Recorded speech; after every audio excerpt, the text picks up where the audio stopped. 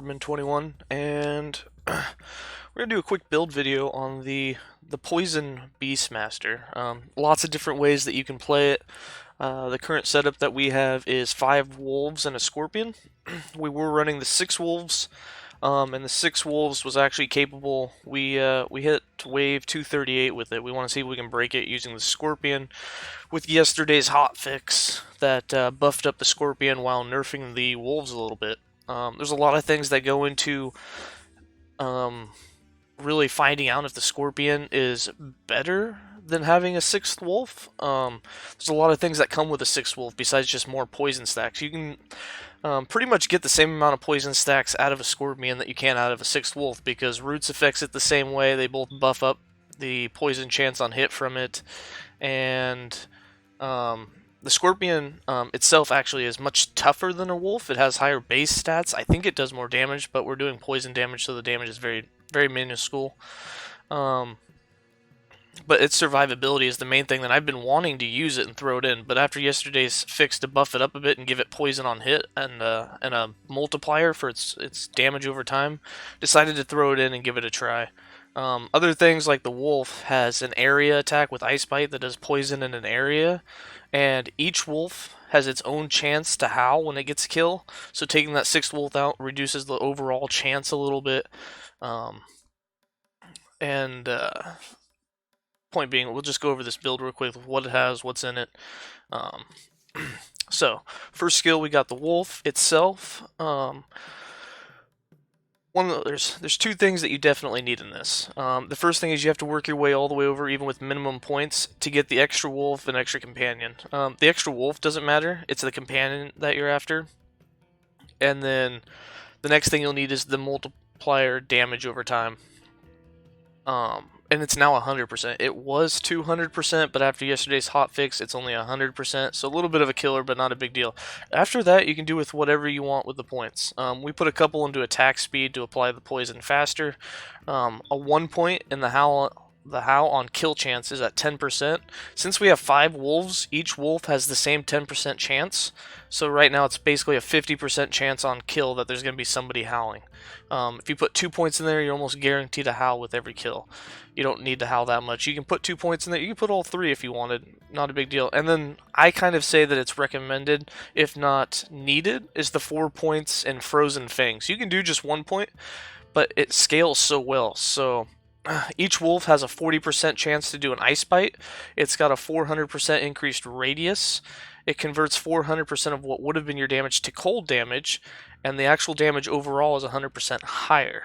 So it's a lot of damage. It's a big area, and obviously on hit they're laying down poison. I think it's like 3.5 stacks chance, guaranteed 3, half chance, extra. But this is how we have the tree. You can do it a few different ways. You can put all these 2 points of attack speed into actual damage. It affects the poison damage and such. Now, because we're running Aspect of the Viper on the passive tree, which gives you 100% more poison chance on hit and 100% more damage over time, you kind of always want to have Aspect of the Viper going. But it's very hard to use a melee skill as a primalist in battle, especially at the higher waves, and not die. So we're actually auto-casting or insta-casting Ice Thorns, which is a range skill and counts and will proc Aspect of the Viper for you, so you can stay out of the fight. So obviously we put insta-cast on it. We're also running the full shield to get as much protection as we can. A full cooldown, all 6 points into the cooldown, and then we have a 40% chance, which is the maximum chance to auto recast. And at the same time, we have the 3 points in anemophily, however you pronounce it. But anyways, that lets them travel faster and farther, and because of that, you can stay even farther away from the fight. Then you have the skill that you just can't do without. You can't run this build without Entangling Roots. It does everything for you. It heals, so the first thing it does is it's healing all your wolves for 60 health per second. That means every second it heals. It's not a regen, it's just a set amount that it does every second.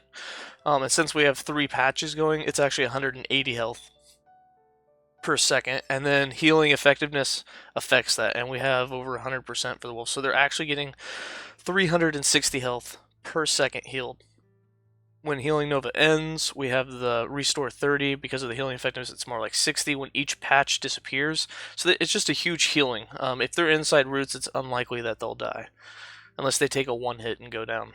We also get a little bit mana back, and we put 3 points into the mana efficiency, which does decrease the duration, but it's so cheap now, and because you can you can have 100% uptime with it, which is what you want. You always want to have your wolves inside as many patches as possible.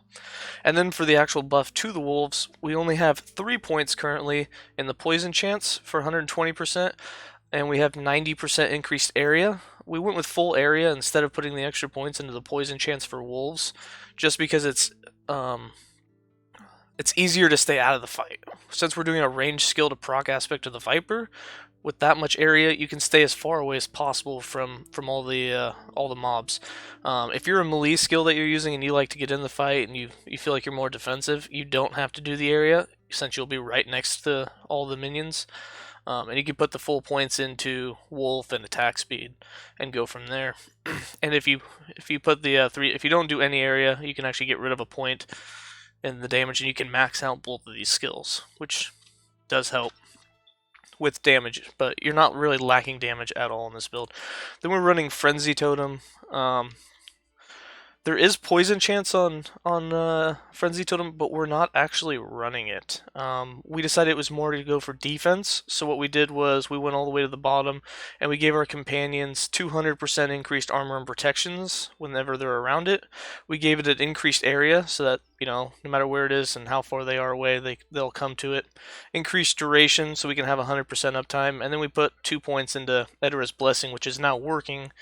And we have a 10% chance every second to randomly cast this. It's an insta-cast, so it doesn't stop you or anything.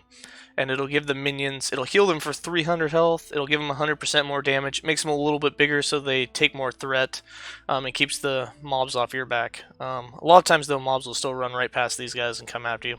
And then of course the Scorpion. There's 3 different ways to do the Scorpion, and we don't know which way's the best, and this is the first time using the Scorpion in this build, and I don't even know if it outperforms the 6th Wolf yet.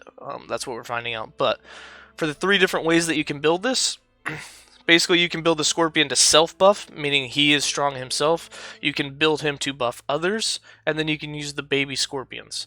And we're trying to mix up a little bit of all 3 into one build, and we'll see how it goes. So obviously we put points. We have 1 more skill point to go. We're going to have 3 points in the babies to have 3 baby Scorpions running around. I don't think they scale with anything else other than anything you have for minions. So we're not sure how their survivability will go. Then we have the 100% poison chance, so that every attack it does is 1 stack. And then we have the poison damage, which is multiplicative of all the other poison damage that it does, or damage over times. So between these 2, that's its self buffs, it's really good for it. And then for the buffs to others, we have the minimum requirements to go all the way up here to the top, and that is whenever it has a 10% chance whenever it gets hit to do a poison pool. Whenever your minions are in a poison pool, they get 6% increased attack speed and another 20% chance to poison. If this baby turns out not to be any good, we're going to end up taking these 6 points back and maxing these out. And if those don't do that well, or it's just never happening and we're not seeing any damage boost from it, I would actually get rid of those and put the 5 points into damage over time, which would be a self buff for it, and maybe even some blinding poison chance. But those are the ways you can run it. As for passives, obviously your 5 points in Druid for the Entangling Roots, you can put it in any 3 of the ones you want. We went with the health and armor. After your 20 base, you're putting everything into Beastmaster, but for the base, we put into attunement and elemental protection, we put into the minion damage, and then we put into the minion leech. And then in the main skill tree, you can really do anything you want. There's only 2 things you really want to make sure you get, and that's all that matters. And that's the 100% dodge for the minions, your poison chance, and then make sure you put into aspect of the Viper. And it doesn't matter how many points, the more points you put into it, the better. And then your 6, I guess 1 more, your maximum companion plus 1, you're definitely going to want that. Especially now that it doesn't come with the default of if you don't do a melee attack, they lose 50% damage. And then for items, There's a lot of different choices that you can do for items, but you do need some uniques if you want to run this many minions. You do need the Arder's Legacy to get the +1 companion, and then we run the Fang so that on the wolf tree we don't have to do the you can summon wolves up to the maximum number of companions nod, which keeps us from wasting points on that side of the tree.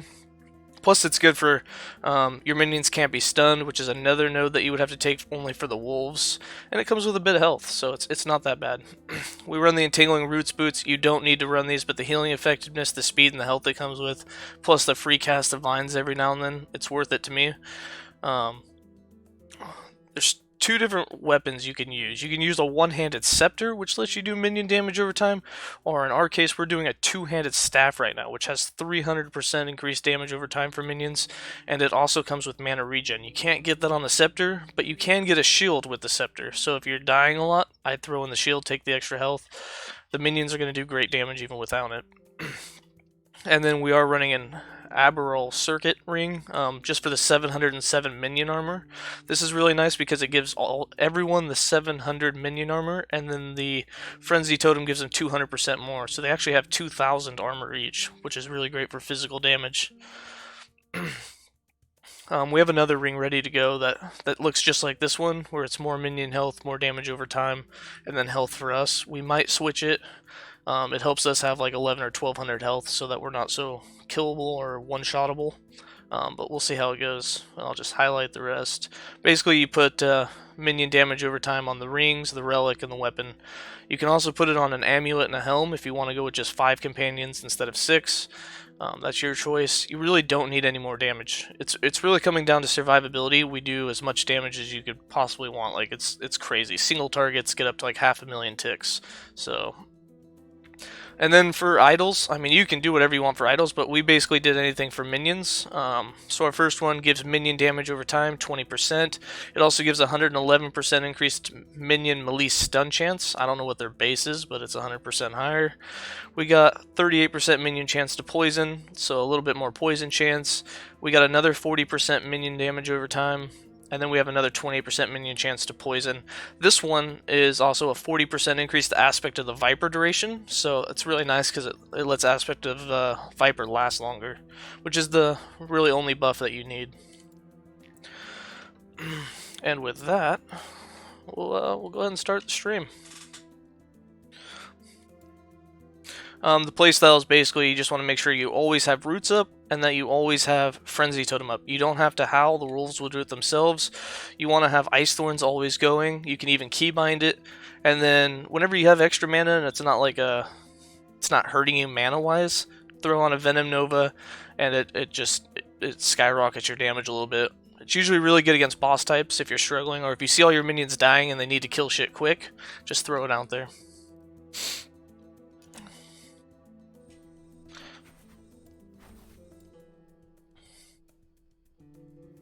With that being said, hopefully we can do a good push here.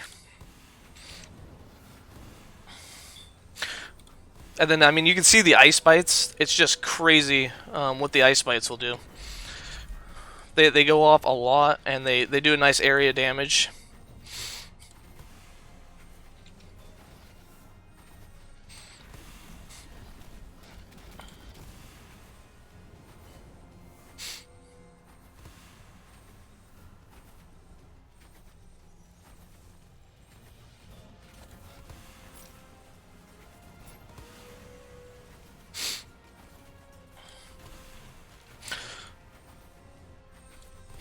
As you can see, we get the Viper popping up quite a bit, even though we're staying completely out of the fight. It's not 100% uptime on it. It could be if you really wanted to get in, but I like to stay away before I get randomly shot down.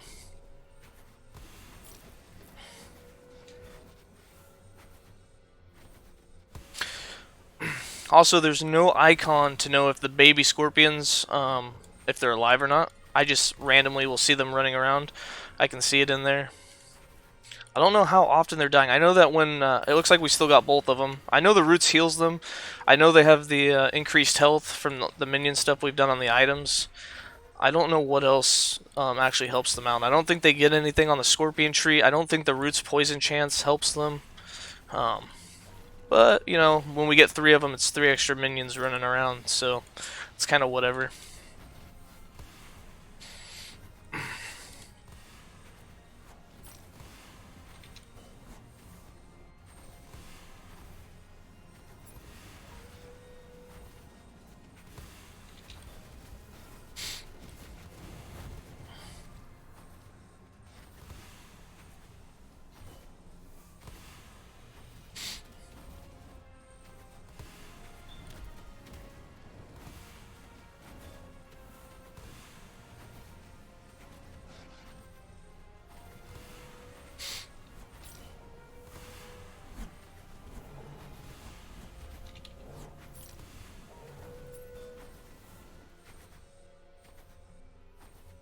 I mean, as you can hear, they howl pretty often.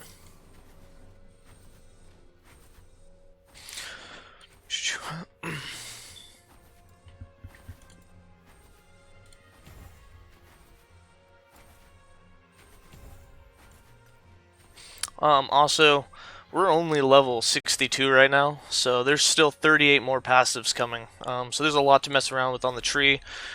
Where we'll go from this is I really wanted to max out the